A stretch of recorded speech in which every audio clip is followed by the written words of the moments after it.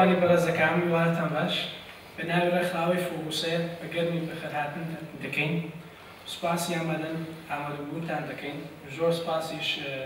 ئەو بەرزانی کە دەکەین کە هاوکاریان کردن بۆ سازدانی ئەم کۆرە هەروەش ڕێم بدەن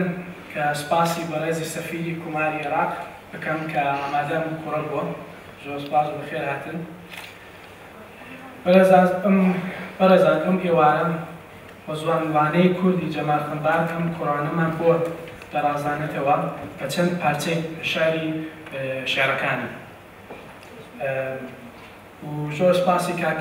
هونەرمەندی ئەمان پەیسا دەکەین بە کاری موزیکی بەشتی بۆ ئەم کۆڕە دەکات و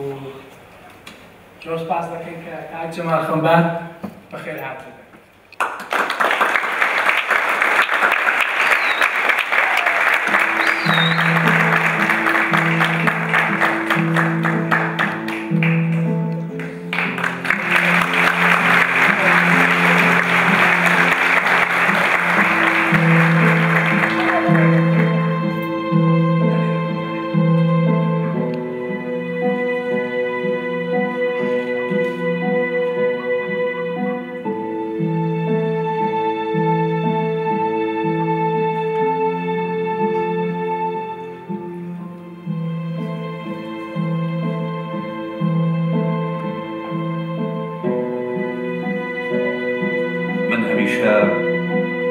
دەستپێکی زۆربەی کۆڕەکان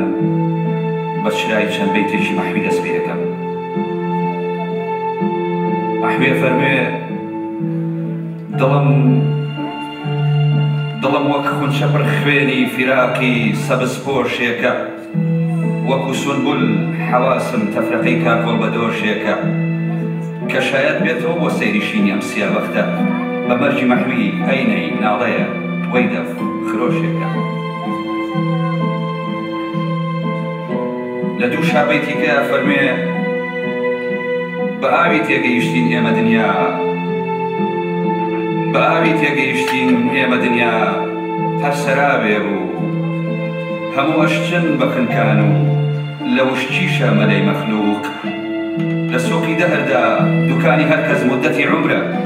گەوهەردانە بە پشکەڵدانە مەحوی مامەڵەی مەخلووق.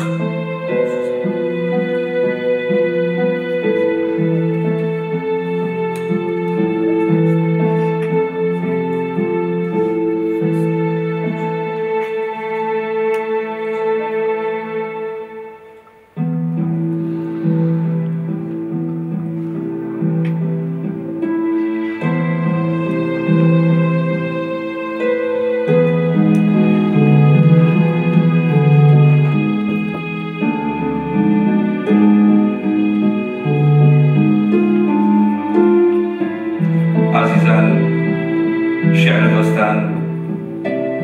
هاوڕێیان کوردستانیانی دانیشتووی کۆپنهاگن و شوێنەکانی تری دانیمارک و ئەگەر لە چەند وڵاتێکی کەشەوە هاتبێتن بە گەرمی لە دڵەوە بەخێراتتانەکەم ڕێگەم بن لە دڵەوە سوپاسی یەک بە یەکتان بکەم کە لە کاتی خۆتان بەخشیوە بە شێعر بە وشە تەشریفتان هێناوە بۆ میوانە کۆڕە. دیارە زۆرم پێخۆشە من لە ئوسترالیاوە لە دیوی ئەو دیوی زەمینەوە لە باشووری زەمینەوە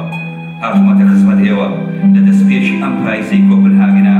جۆڕە ئادێنی سەفەرێک بەناو باچەکانی شێعر و ئەوین و تەنیایی ئاکەین. هەروەها ڕێم بن بە گەرمی سوپاسی هاوڕێیانم لە ڕێکخراوی فۆکۆس داشئەی بکەم کە بەڕاستی هەوڵ و کۆشێکی بێپایانیان خستەگەڕ بۆ سازدانی ئەم ئێوارە کۆڕە.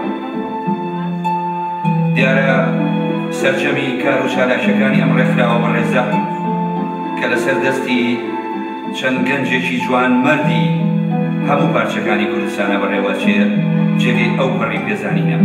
من هەمیشە هیوای سەرکەوتنیان بۆ خوازم و هیواداریشم وڵاتانی تری دنیا کە ڕەوەندی کوردی تایە بە هەمان دەستور بیر لە دامەزرانی ئەم جۆرە ڕێکخرا و کۆمەڵگەیانە بکەنەوە وەک بەشێک لە ڕێکخراوەکانی کۆمەڵگەی مەدەنی. هەروەها ڕێم بن سوپاسی ئەو هاوڕێیانە بکەم کە ئەم هۆڵیان ڕازانەوە ئەو گوڵانیان هێنایە ئێرە کە بەڕاستی هەوڵ و تێکۆشانی ئەوانیش جێگەی خۆیەتی و شایانی تەقدیرە. بجگە لەم کۆڕە شێعریە وەکو وابزانم کاک فەرهاد باسی کریاننا وەرکشۆپێکیشم بۆ ئەندامان وەرکشۆپێکە کە تایبەتە بە ئەندامانی ئەو ڕێکخراوە گەنجەکانیان بەدەستەوەیە لە پلانایەکەوە سازی بکەین بۆ قسەکردن لەسەر کۆمەڵگەی مەدەنی بۆ قسەکردن لەسەر کاروبارەکانی سۆشیاڵ و بیمەی بێکاری و هەروەها حورمەتی هاوڵاتی لە کۆمەڵگەیەکی مەدەنی و لە سای سیستمێکی دیموکراسیە و هیوادارم کە لەو وەرکشۆپەیە بتوانم کۆمەڵێک قسە و باس بکەین هیوادارم ڕۆژێ لە ڕۆژانێ بە بتوانین تەجروبە جوانەکانی ئەم دنیایە دنیای دیموکراسی تەجروبە جوانەکانی ڕێزگرتن حورمەتگرتن لە ئینسانیەتی ئینسان ببینەوە وڵاتی خۆمان.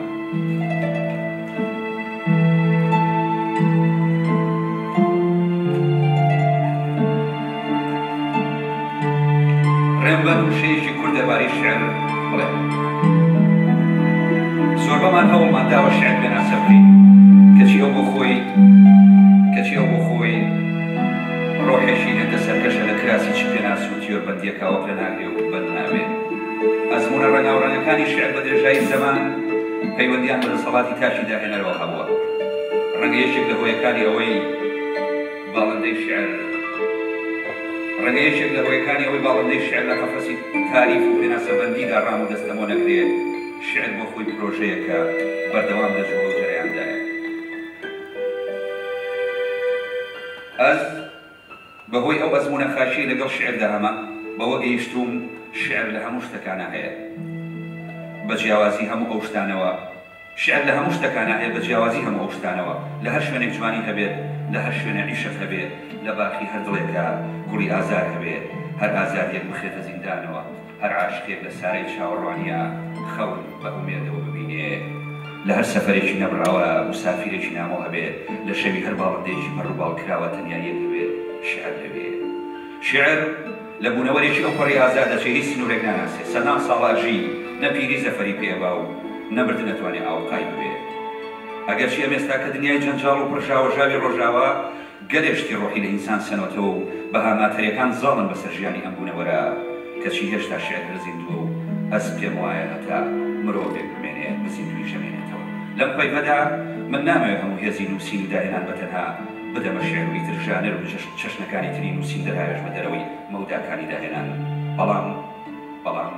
پێغەمبەرێکی عاشقم نیشان بدەن بە ئاگری شێعر نەسووتا بێت. باخچی ڕۆمانێکی تازەم بدەنێ جای شێعری تێداشین نەبوو بێت. ئەوە سروشتی شێعر خۆیەتی وای کردو ئەم دەسەڵاتی هەبێت. بەڵام پرسیاریش ئەوەیە چێ هەمیشە دەبێت بێت لای شێعر. ئەو دەمەی کەنارەکانی نیشتیمانم بەجێهێشت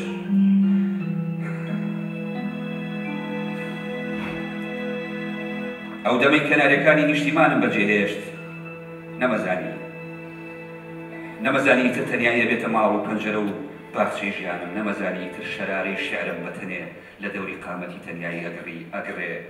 نەمەزانی ئیدی شەرارەی شێعرم بەتەنێ لە دەوری قامەتی تەنیایی دەگەڕێ. دەفی و شەوپەیوی غەریبم تەنها لە زیکری یارانی وەک خۆم تەنیادا سۆزەی گرێ. جێهێشتن سەفەری دوور یان لە تاراوگا و دوجار گیرسانەوەی ڕۆح لە ئاخرین نوختەی باشووری زەمین هەموو ئەمانە بۆ من دەریای ئەزمونێکی تازەن کە هێشتاکەوە هەست دەکەم لە کەناری ئاوەستان بۆم نەدواوە ئەو بەرواری داهێنانی کە بشوێنیەوە بدۆزمەوە. ئەمە مەشعرانەشی کە لەم کۆڕەدا دانە جووسیانم ئەشێ سەرەتای گەشتی نەبراوەی من بە دەریای ئەو ئەزمونە. Ladies and gentlemen, boys and girls, good afternoon, and let me extend my thanks to my colleagues in the Focus-A in Copenhagen, Denmark, for inviting me to this event. Please also let me to give my many thanks to my friends who did a great contribution to arrange this evening. I came from Australia, I came from the other side of the world. I came as a Kurdish poet as well as I came as Australian bloody soldier. What does that mean, Australian bloody soldier, in the Aussie culture, in the Australian culture? Which means someone working hard to achieve the great goals. One of my great goals is this meeting with you.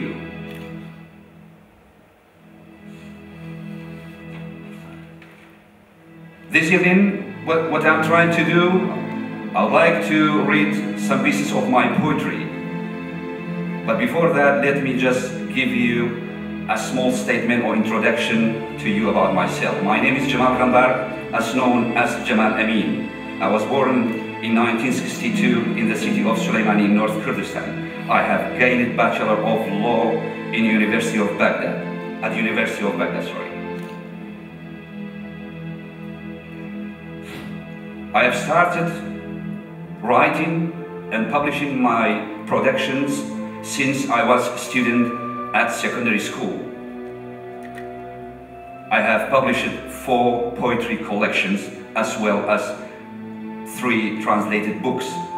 In addition to the poetries, or writing poetries actually, I have contributed in translating and writing some articles in regard to the women's rights, human rights, children's rights and legislation issues. I have migrated into Australia in 2002, 2004. I have gained proudly Australian citizenship. I have started working with the Migrant Resource Centre as the community worker. And currently I am working with the Australian government as a test analyst in the social security area with the Department of Human Services. In addition to this reading poetry session in this evening, it's my plan with the Focus-A organization to arrange a workshop in regard to the civil society, the pillars of the civil society, the concept of the citizen in the democracy system, and then how can we promote the social security, and then we transfer this experience to our country. And what's the wisdom behind the social security, especially with protection of the dignity of human being in the world. I hope that you enjoy this evening with us, with reading some poetry, and with this gentleman, Kak Amanj Isa, who is going to play some nice music.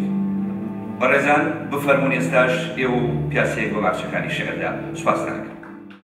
لە باخچەی شاعیرێکدا دەستپێشی ئەم قەسیدە بە وتەیەکی ڕۆمانوسی بەناوبانگ گابریێل گارسیا مارکیز دەست پێ دەکەم. مارکیز ئەو دەمەی لەسەر پێخەفی نەخۆشی ڕاکشا بوو. هەستێکی لا دروست بوو کە ئیتر کۆتایی ژیانێتی. بۆیە لە دوانامەیە بۆ هاوڕێکانی ئەڵێ ئەگەر خودا ڕەزامەندی بدات جارێکی تر کەمێک ژیان بەبەردا بکاتەوە باڵ بە مناڵەکانە بەخشم هەتا بەتەنها بفڕن. لە باخچەی شاعیرێکدا کە باران ئەڕوێت بێدەنی لەسەر لەپی گەڵایەک فێری سەماکردنە بێ ئەو دەمەشی لێوی درەختێک بەرسێوی گوناهەیەکەوێ ماچ گوڵەکات تۆژە چیتەوە تەنیایی. لە باخچەی شاعیرێکدا کە گۆرانی ڕووەدات کە سەبا دەست ئەخاتە ناو دەستی وشە و بەدەم شعرەوە چنەوە خەڵوەتی مۆسیقا ئەو دەمە شتێک ئەبێتە ڕووبار و ژیان لەگەڵ خۆی ئەبات هەتا ئەو سەری تەنیایی هەتا لێوارەکانی مردن ژیان ئەبات من ئەبات تۆ ئەبات. لە باخچەی ئەم شاعیرەدا هەموو ئازارەکان هی منن، هەموو ئازارەکان لەوێت شرۆکەن ئەچنە بیراسە لەگەڵ ژنێک بە خەیاڵی گوڵدانەوە دەستی پەپولەیەگەگرم، ژنێک لە بۆشاییدا بۆ دەنی خۆی، بۆ دەستەکانی خۆی، بۆ چاوەکانی و بۆ ماچێکە گەڕێت کە تا ئەبەت هیچیان نادۆزێتەوە هیچیان. ژنێک لەسەر خەریتەی ژیان بوونی نییە و من لە خەیاڵی چنم. ژنێک هێشتا بە دیداری خودا، بە دیداری شعر، بە دیداری خۆی نەگەیشتووە. هەر لە باخچەیەدا هەموو مەراقەکان لەوێن گۆرانی بۆ پیاوێک گەڵێن شوێنێکی ون کردووە شوێنێک، گۆرانی بۆ پیاوێک گەڵێن شوێنێکی ون کردووە شوێنێک ڕەنگە لەوێ بێت لە ناو ژوورەکانی خوادا لە دەوارەکانی ئاخیرەت یان کەوتی بێتە کۆشی گوڵێکەوە ئەو دەمەی کەس بەگەس، ئەو دەمەی کەس بە کەس ناگات و ئەو دەمەی بێمردن هەڵناکەین، ئەو دەمەی وەک گلەی و گەزارەکانی نیشتیمان کەسی ژەمان بۆشت ناکە، ئەو دەمەی کەس بە کەس ناگات و ئەو دەمەی بێمردن هەڵناکەین، ئەو دەمەی وەک گلەی و بێزارەکانی نیشتیمان کەسی ژەمان بۆشت ناکە، یان وەک هەڵڕژانی مەغریبەکانی جۆدەریا بە کراسێکی پڕ لە نغرۆبوونی شکۆی ئینسانەوە فریان ناکەوین بگەڕێینەوە لای خۆمان ئەبینەوە بە هەڵم و فریان ناکەوین بگەڕێینەوە لای هەتاوە سپێکەی جارانی ژیان ئەبینەوە بە هەڵم و ئەبینەوە بە هەڵم و ئەبینەوە بە هەڵم.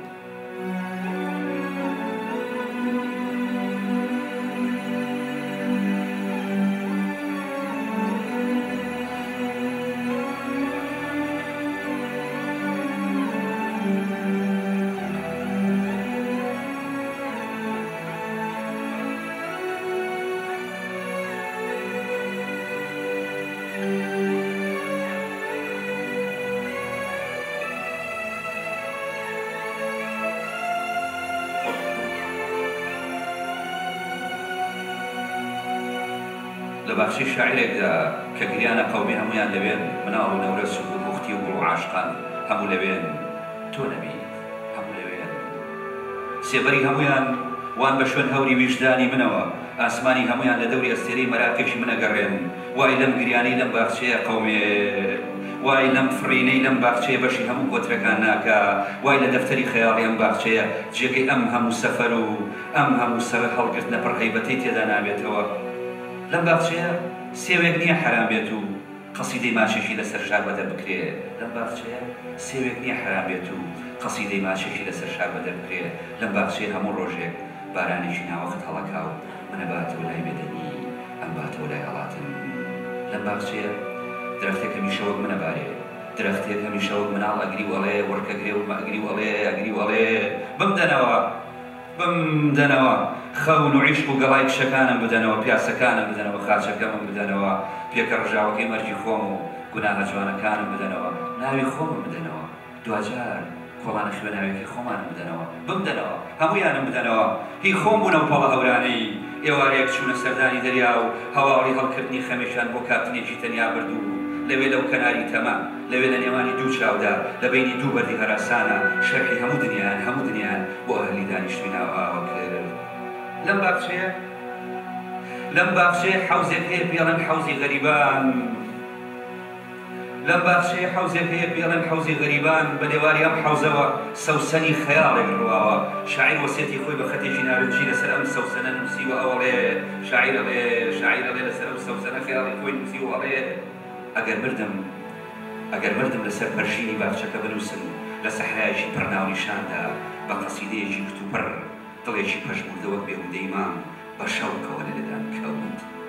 ئەو حەزیە کرد پێش مردن لە پەراوێزی بارانێکە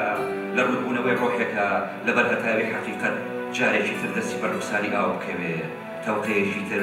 لەگەڵ هیلاری تەنیایی بکە حەزیە کرد سەرێ بکاتەوە بە هەواری ئەو هۆزە شکاوانەی لە سەحرای دڵبەجێ مابوو وای حەزەکرد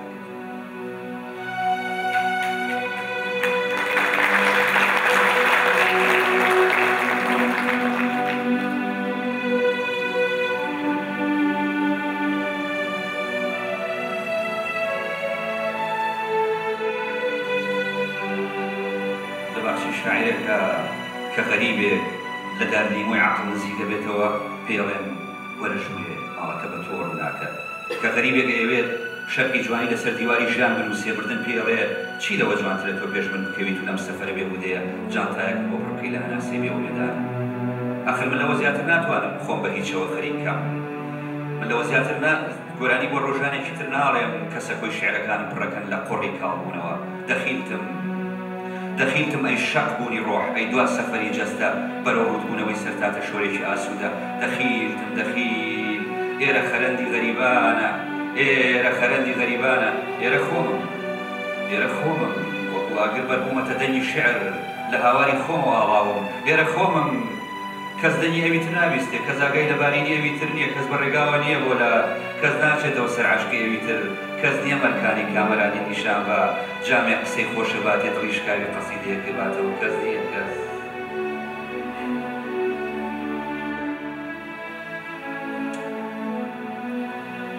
ئێرە خۆم وەکو ئاگر بەربوومەتە دەنگی شێعر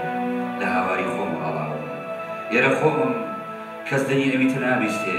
کەس ئاگای لەبارینی ئەویتر نییە کەس بەڕێگاوە نییە بۆ لە کەس ناچێتەوە سەر عاشقی ئەویتر کەس نییە مەرکانی کامەرانی نیشان بە جامێ قسەی خۆشە باتێ دڵی شکاوی قەسیدەیەک بداتەوە دەخیل ئەی باری ڕۆح ئەی دەفتەری تەڕ بە شەوباریوەکانی قەسیدە و کۆچ وەرە لێرەوە گوزەرکەن بەناو گومانێکی مندا بەناو پرتەقاڵێکی گەیوی خەمی مندا وەرە لێرەوە گوزەرکەن ئێرەی جوگرافیای دوا سەفەری من بە جاردانی مەرجی منە بە ساراکەی پڕمەقامی عیشقی منە وەرە لێرەوە تێپەڕن بەناو میهری خودای مندا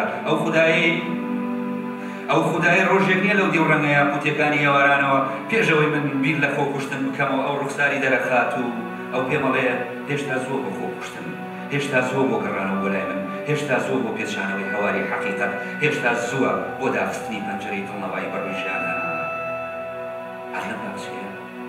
هەر لە باخچەیە کانیەک هەمیشە لە ناو شێعرە دانیشێ هەتاوێ هەمیشە خەریکی بۆکردنەوەی ئەو قسانەیە کە پاییز بۆ یادگار لە دڵی درەختێکا لە باخچەیە لەم باخچەیە ئەستێرەش حکایەتی خۆی هەیە ئەستێرە جێڕێتەوەڵێ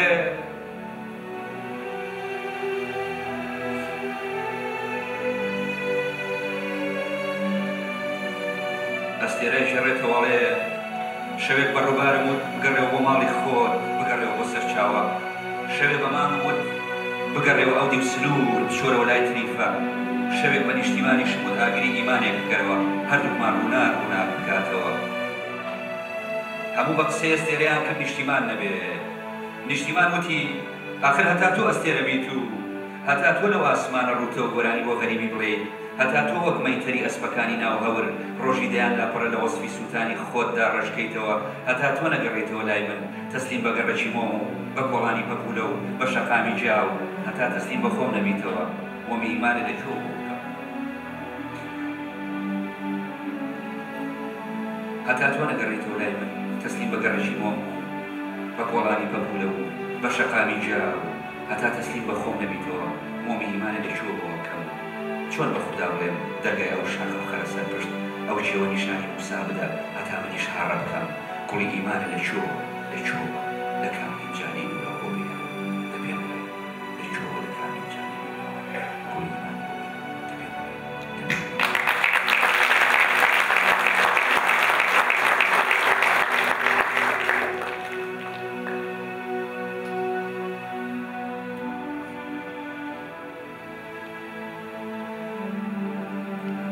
لە باخچەی شاعیرێکە هەتا تەڕبوونی باران هەر تۆی جێلاسی دڵی من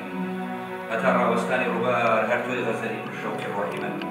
هەتا گەڕانەوەی مەسیح بۆ سەرزەمینی پڕوونا هەر تۆی خودای من هەتا گەڕانەوەی مەسیح بۆ سەرزەمینی پڕوونا هەر تۆی خودای من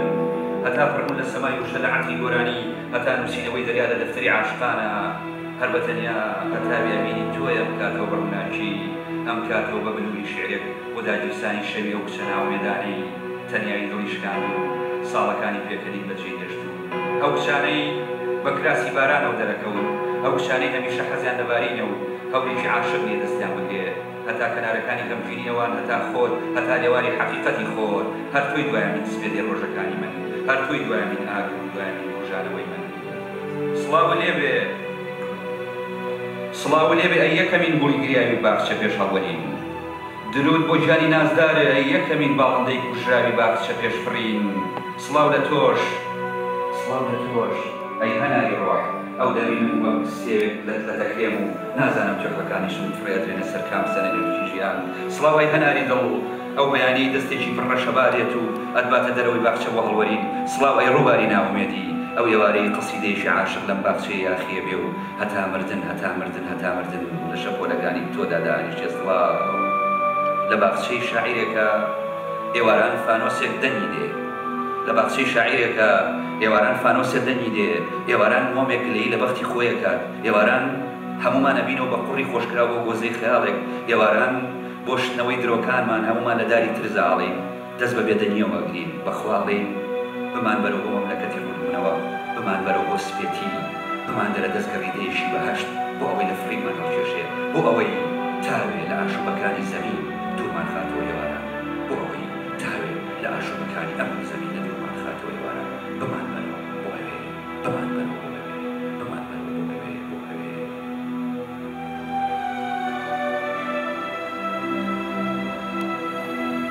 ئەم باخچەیە زۆر تەنیایە ڕۆژێک لە ستایشی ئەم باخچەیەدا هەمومان تووشی هەڵوەری نەبین ئەو دەمەشی دەستێک وەفا نامێنێ خەونی خۆشی تیا ببینین ئەو دەمەشی ڕێگەکانی ویژدان منمانەکەن و مەرەکەبی بێبەوەتی ڕژێتە سەر دەفتەرەکانی ئەبین ئەو دەمە هەمومان هەوڵەدەین ببینەوە بە داری سێر ببینەوە بە کۆمەڵێک تەیری گونا هەتا مردن محکوم بین بەمانەوە لەسەر دارتەلەکانی ژیان لەم باخچەیە هەموو ڕۆژێک پەپولەیەک دێت و ماچێک لەسەر تەماشای درەختێک جێهێڵێ بۆ ئەوەی بەگەڵا عاشقەکان بڵێ بۆی پێیان بڵێ غەریبێک بەخۆی و باوەشێک حکایەتی سەیرەوە غەریبێک بەخۆی و باوەشێک بەردی نزاوە غەریبێک بەخۆی و بە دەفێکی لە خۆی غەریبتر لێرەوە تێپەڕیەوە کەمێک لە ئاگری دڵی لێرە لەم باخچە غەمگینە جێهێشتووە من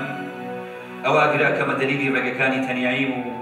بەو ئاگرەوە ئەچمەوە یادی ئەو نەورەسە عاشقانەی ئەو دەمەی باوەشیان بە یەکترا کرد ئەبوون بە تەمی قەسیدە و لە کەناری خەمێک دانیشتنەوە ئەبوون بە ئاوی سەفەر و لە ڕووباری نیشتیمان هەڵەهاتن ئەبوون بە هەوری گریان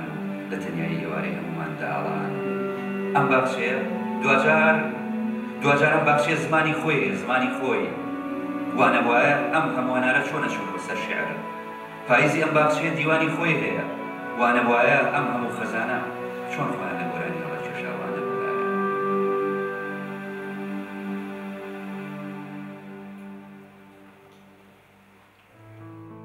چی واتی لێ کردووە ئەمڕۆ بێ بۆ ئێرە گوێ لە دەنگی